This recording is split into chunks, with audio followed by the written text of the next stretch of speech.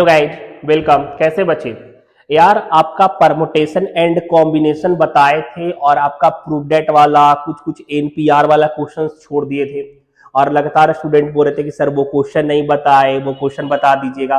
तो आज का वीडियो उनके लिए खास है यार। 5 तक सॉल्व करेंगे 1 to 5 और वह सारा आपका उसी बेस्ड क्वेश्चन है। डॉक्टर बी एन गुप्ता की बुक से प्रैक्टिकल प्रॉब्लम नंबर 1 to 5 आपका permutation combination chapter 4A। Clear? चलते 1 to 5 में ध्यान देते हैं। हाँ बच्चे, यह 1 और 2 मैंने लिख दिया क्वेश्चन भी और समझाए भी हैं। देखिए पहला क्वेश्चन आपका कह रहा था कि find the value of R if 7PR equal to 42। ठीक है, अब हम लोग को पता था फॉर्मूला क्या था आपका, NPR का फॉर्मूला था ना, factorial n by factorial n minus R factorial था ना, और बराबर 42। n का वैल्यू यहाँ पे 7 दिया हुआ है तो फैक्टोरियल 7, ठीक है, और 7 माइनस आर फैक्टोरियल बराबर 42 हो जाएगा। अब यार उल्टा खोलना चालू कर देंगे, जैसे 7 इंटू 6 इंटू ऐसे ही लिख रहे थे ना, तो 7 इंटू 6 इंटू फैक्टोरियल 5। क्लियर? और बाई 7 माइनस आर फैक्टोरियल बराबर 42। अब देखिए ये 7 6 ये मतलब इधर डिवाइड वाला टर्म में जाएगा तो कट जाएगा ना, तो इसी कारण से डायरेक्ट ऐसे ही काट दिया। तो 7 6 42, 42 इधर कट गया, बच गया आपका फैक्टोरियल 5, उधर चला गया फैक्टोरियल 5, और यहाँ 7 माइनस आर फैक्टोरियल हो गया। क्लियर? अब देखिए आर फैक्टोरियल आपका इधर ही रह गया माइनस में, तो माइनस आर फैक्टोरियल बराबर फैक्टोरियल 5 यहाँ पे था प्लस में ही है, लेकिन 7 यहाँ पे प्लस में था, इधर आ जाएगा तो माइनस में माइनस 7 फैक्टोरियल। तो यहाँ पे जो आपका रिजल्ट आया हुआ -2 फैक्टोरियल आ गया। माइनस आर फैक्टोरियल बराबर -2 फैक्टोरियल, लेकिन यह माइनस माइनस कट जाएगा तो आर बराबर 2 फैक्टोरियल इसका आंसर हो गया। यह पहला नंबर क्वेश्चन आपका सॉल्व हो गया पूरे का। चलिए दूसरा नंबर में देखिएगा, कह रहा था क्वेश्चन 2 में बचे कि आपका NP2 बराबर 6, find the value of n का वैल्यू निकालना था और NP2 का वैल्यू 6 दिया हुआ था, तो factorial n by n minus 2 factorial बराबर 6। क्लियर? अब यह n को उल्टा ओपन करेंगे तो एक एक घटते क्रम में जाता है ना, डिक्रीजिंग मोड में बढ़ेगा, तो n factorial n minus 1 factorial n minus 2 factorial n minus 3 ऐसे बढ़ से चलता, लेकिन यहाँ पे डिवाइडेड में n/2 ही था ना, तो हम n/2 तक ही गए और n/2 से n/2 कट गया, कोई दिक्कत नहीं। अब हमारा n यहाँ पे देखिए n से n मल्टीपल n स्क्वायर हो जाएगा, माइनस n होगा ना, n स्क्वायर के बाद माइनस n और माइनस यहाँ पे आपका ये जो 6 इधर था प्लस में था उधर चला जाएगा तो -6 बराबर 0। यह क्वाड्रेटिक के फॉर्म में कर दिए, इसको क्वाड्रेटिक के फॉर्म में हम कर दिए। अब n square minus 3n plus 2n, n आ जाएगा 3 दूना 6 भी हो जाएगा, -6 बराबर 0। जैसे क्वाड्रेटिक एपी वाले में बताए थे एकदम वैसे क्वाड्रेटिक वाले फॉर्म में कर देंगे। अब n कॉमन ले लिए तो n-3 और दूसरा यहाँ पे 2 कॉमन लिए तो n-3 आ गया, तो n-3 बराबर 0 और n प्लस 2 बराबर 0, तो n बराबर 3 वैल्यू आया, प्लस में आया तो ये आंसर होगा। और यहाँ तो माइनस में अगर निगेटिव नहीं होता है तो n का वैल्यू यहाँ पे 3 आंसर आ जाएगा, कोई दिक्कत नहीं। चलिए 1 और 2 सॉल्व हो गया, 3 और 4 में चलते, 3 और 4 ध्यान दें। हाँ बच्चे, यह देखिए कि मैंने 3 नंबर और 4 नंबर सॉल्व कर दिया। सबसे पहले 3 नंबर में देखते हैं, यह पहले ही आपका 10PR का वैल्यू निकालना है, ठीक है, और यह इक्वेशन तो ऐसे ही नॉर्मल सॉल्व कर सकते जैसे आपने पहले करा था। 9P5 प्लस 5 इंटू 9P4, यहाँ बॉड मास के रूल को ध्यान रखना है, पहले मल्टीपल होगा यार, ठीक है, ऐसा नहीं कि कंफ्यूज हो जाएगा और जोड़ दीजिएगा, गलती हो जाएगा। यहाँ देखिएगा पहले बात करें फैक्टोरियल n और n माइनस आर फैक्टोरियल, तो 9 factorial by 4 factorial plus 5 factorial 9 और n माइनस आर, तो 9 में से 4 जाएगा तो फैक्टोरियल 5 हो जाएगा ना, और यहाँ पे फैक्टोरियल 10 फैक्टोरियल और 10 माइनस आर फैक्टोरियल। क्लियर? अब देखिए यह 9 को हम एक्सपैंड किए तो 9 into 8 into 7 into 6 into 5, factorial 4 नीचे है, इस कारण से फैक्टोरियल 4 हमने यहाँ पे लिख दिया। क्लियर? और फैक्टोरियल 4 से फैक्टोरियल 4 कट गया तो 9 8 7 6 और 5 बच गया, कोई दिक्कत नहीं। अब आगे plus 5 into 9 factorial 9 into 8 into 7 into 6 into factorial 5 हो गया, और फैक्टोरियल 5 यहाँ पे आपका ये आपका नीचे में था ना यार, मतलब ये वाला, तो 5 से 5 फैक्टोरियल कट गया तो 9 इंटू 8 इंटू 7 इंटू 6, ये 4 बचा आपका, तो 15 120 इसका वैल्यू आया और 15 120 इसका वैल्यू आया। ठीक है, दोनों का कैसे, इसको मतलब 9 इंटू 8 इंटू 7 इंटू 6, ठीक है, किए, और इंटू 5 भी, क्योंकि BODMAS bracket of divided multiply, ठीक है, और तब लास्ट में ऐड होता है ना, तो इस कारण से ये 5 से मल्टीपल यहाँ भी हुआ है, तो 15 120 और उसका भी 15 120 आया, दोनों सम करने पे 30 240 आ गया। अब 10 PR वाला ये रहा, वैसे ही जैसे लिखा हुआ था वैसे ही लिख दिए। क्लियर। अब इस 10 को एक्सपेंड यहां पे किए, 10 into 9 into 8 into 7 into 6। Clear, 6 तक में 30 240 आ जाएगा। कैलकुलेटर से अगर आप कैलकुलेट कीजिएगा तो 6 तक में 30 240 आ जाएगा। यार इधर है तो डिवाइड में ऐसे भी आता, तो ये कट गया पूरा, 30 240 6 और यहाँ फैक्टोरियल 5 बच गया। अब हमारा यह देखिए, यह 10 माइनस आर फैक्टोरियल जो है ये उधर जाएगा, तो 10 माइनस आर फैक्टोरियल बराबर 5 फैक्टोरियल, ये 5 फैक्टोरियल यहां बचा था। क्लियर। अब यहां पे आपका देखिए माइनस आर फैक्टोरियल, जैसे माइनस था तो माइनस आर फैक्टोरियल बराबर, यहाँ पे 5 फैक्टोरियल का 5 फैक्टोरियल ऐसे लिखा हुआ है, और ये 10 फैक्टोरियल जो उधर प्लस में था इधर आ जाएगा तो माइनस 10 फैक्टोरियल हो जाएगा।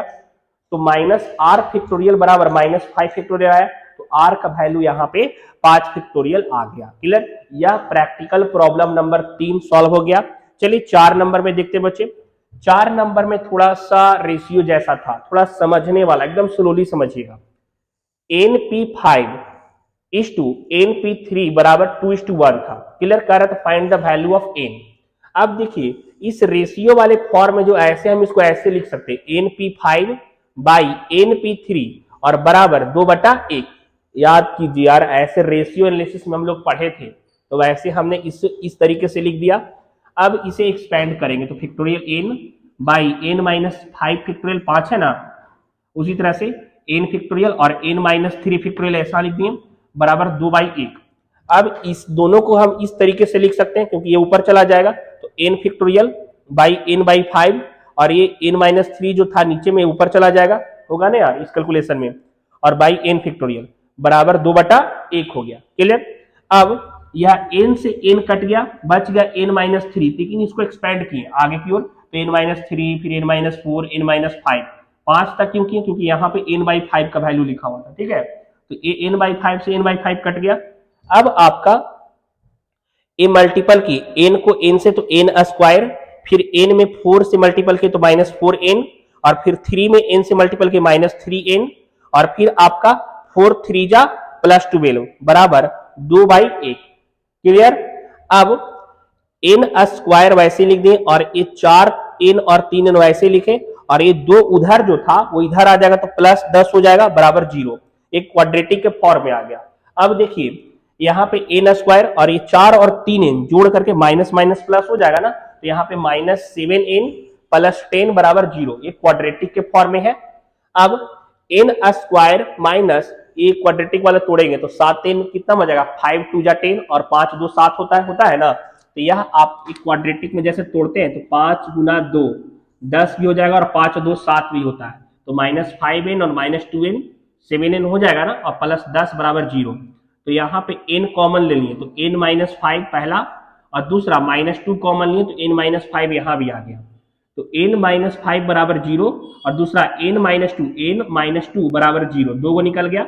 अब n का वैल्यू एक 5 निकला और दूसरा n का वैल्यू 2 निकला, लेकिन इस चीज का ध्यान रखेगा, कभी भी n का वैल्यू r से कम नहीं होगा, वह गलत हो जाएगा। तो यहाँ पे r का वैल्यू जो 2 निकला है, अगर r वाले में यहाँ देखिए कहीं भी अगर 2p5 कर देंगे 2p3 कर देंगे तो क्या सॉल्व हो पाएगा, नहीं ना, गलत हो जाएगा। तो यहाँ पे n बराबर 5 आपका आंसर हो गया, n का वैल्यू कितना हो जाएगा, 5 हो जाएगा। यह आपका 3 और 4 सॉल्व हो गया बच्चे, यह 3 और 4 नंबर सॉल्व कर दिए, अच्छे तरीके से राइट डाउन कर दीजिए, वीडियो पॉज कीजिए, राइट डाउन कर लीजिए। चलिए 5 नंबर सॉल्व कर देते हैं, ध्यान दीजिएगा, 5 नंबर की तरफ चलते हैं। हाँ बच्चे, यह देखिए कि 5 नंबर क्वेश्चन आपका स्क्रीन पे देखिए, मतलब बात करें 2np3 बराबर 100 अलग लिखा हुआ है, और np2 और कह रहा find the value of n। Clear. अब देखिए इसे हमने मतलब फॉर्मूला के बेस पे 2n by n minus are होता है, तो 2n माइनस 3 फैक्टोरियल बराबर 100 यहाँ पे अलग था, और फैक्टोरियल n और n माइनस यहाँ पे r का वैल्यू 2 है तो 2 फैक्टोरियल हो गया। अब एक्सपेंड किए, देखिए कैसे एक्सपेंड करेंगे, 2n था ना यार, तो 2n फैक्टोरियल, और फिर 2n minus 1 2n minus 2 2n minus 3 2n minus 3 तक इसलिए गए क्योंकि नीचे 2n माइनस 3 का वैल्यू दिया हुआ था। ठीक है, अब यहाँ पे यह आपका देखिए कट कर दिए हम, तो ऊपर सिर्फ 2n और 2n-1 और 2n-2 बचा, कोई दिक्कत नहीं, समझ में आ रहा है। अब देखिए इधर वाले साइड में बचे कि आपका 100 था, मैंने 100 वैसे ही लिख दिया, क्लियर। अब फैक्टोरियल n था और यहाँ पे आपका इसे भी एक्सपेंड किए तो n-1 n-2 और नीचे n/2 था तो ये कट गया, तो ऊपर आपका बच गया n 100 into n into n-1, clear. अब देखिए यहाँ पे 2n पहले लिखा है 2n और 2n-1 और 2n-2 और बराबर यहां देखिए यह आपका था ना यहाँ पे, तो 2n जो है वह 100, यहाँ पे 100n को कट कर दिया तो 50 भी कट गया आपका, 50 से दोबारा 50 कटेगा ना, और n भी कट गया आपका, एक n से एक n कट गया। अब बच गया सिर्फ यहाँ पे n-1, क्यों, क्योंकि n/2 जो यहाँ पे था तो कट गया था तो n-1 ही बचा ना। अब देखिए 2n-1 यहाँ पे a और 2n-2 बराबर 50 वैसे ही रह गया और n-1 हो गया। अब मल्टीपल करेंगे तो 2n और इंटू 2n 4n² और 2n में फिर 2n से गुना किए तो 4n आ गया यहाँ पे, सॉरी 2n में 2 से गुना किए तो 4n आ गया और फिर 1 में गुना किए आपका 2n से तो 2n यहाँ आ गया। जैसे मल्टीपल करते थे अलजेब्रा में, याद कीजिए एकदम सेम उस तरह से मल्टीपल करना पड़ेगा आपको, एकदम ध्यान रखना पड़ेगा मैथ का। फिर आपका यहाँ पे 2 में 1 से मल्टीपल किए तो 2 आ गया बराबर 50n माइनस 50।